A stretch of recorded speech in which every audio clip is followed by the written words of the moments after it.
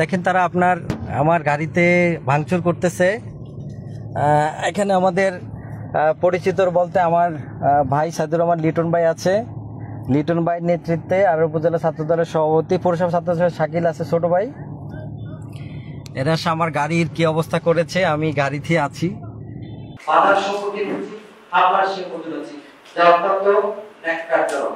একটা মানুষ তো ওয়েলফেয়ার কাজ করতে পারে না। আমি করলাম, আপনি আমাকে ওয়েলফেয়ার কাজ বাধা দিলেন। আপনি প্রার্থী হন, আপনি এমপি হন, আপনি মন্ত্রী হন, আপনার জন্য আমার শুভকামনা। আমি আমার এলাকায় যে ওয়েলফেয়ার কাজ করি সেটা আপনি আমাকে বাধা দিলেন, আমাকে মারধর করলেন। আমরা কোন সমাজে বসবাস করি? আমি এটার দৃষ্টান্তমূলক একটা শাস্তি দাবি করছি।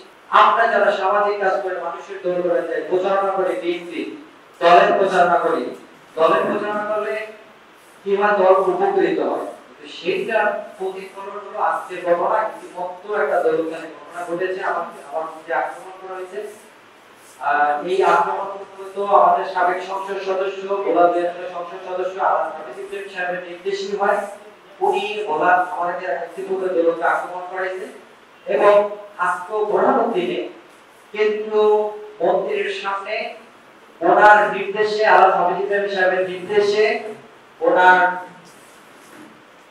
রোজা পথে বিএনপির সাবেক সভাপতি পৌরসভা সাইদুর রহমান লিটন, বাজার কমিটির সেক্রেটারি বাচ্চু সাহেব, উপজেলা ছাত্রদলের সভাপতি আমার ছোট ভাই দানিশ, ছাত্রদলের সভাপতি শাকিল, ফাহিম সহ প্রায় 30 জনের একটি সন্ত্রাসী দল আমাকে বুরহানুদ্দিনে পূজা মণ্ডপের সামনে, আমি গিয়েছি পূজা মণ্ডপে, আমি প্রত্যেক পূজা মণ্ডপে বুরহানুদ্দিন তরফে 10,000 টাকা করে আমার ব্যক্তিগত ফান্ড থেকে বাজেট থাকি এবং প্রত্যেক মণ্ডপে যারা কাজ করে তাদের জন্য 10টা করে শাড়ি নিয়ে আসি।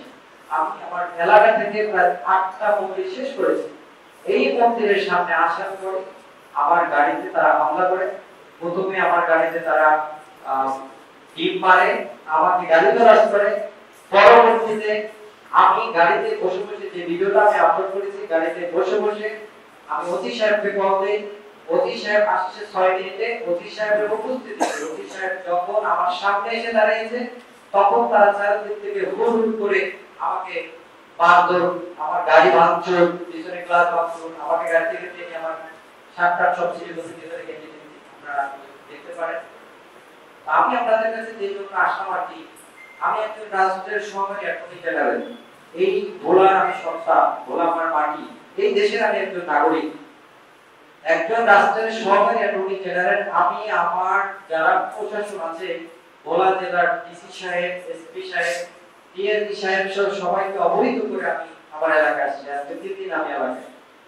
আমার মতো একজন সরকারি কর্মকর্তা বা সরকারি পদে দায়িত্বে থাকা অবস্থাও আমার জীবনের যে সিকিউরিটি, সেখানে আমাকে হত্যার উদ্দেশ্যে হামলা করা হলে এই আমার বুরহানুদ্দিনে দরকার সাধারণ মানুষের কি অবস্থা, সেটা আপনারা সাংবাদিক সমাজ, আপনারা সাংবাদিকরা সমাজের আয়না, আপনারা এটা তুলে ধরবেন। আমি ইতিমধ্যে দরকার যে ঘটনা ঘটেছে সেটা আইনগত ব্যবস্থা নিয়েছি। বুরহানুদ্দিনের ঘটনা আমি আইনগত ব্যবস্থা নিব।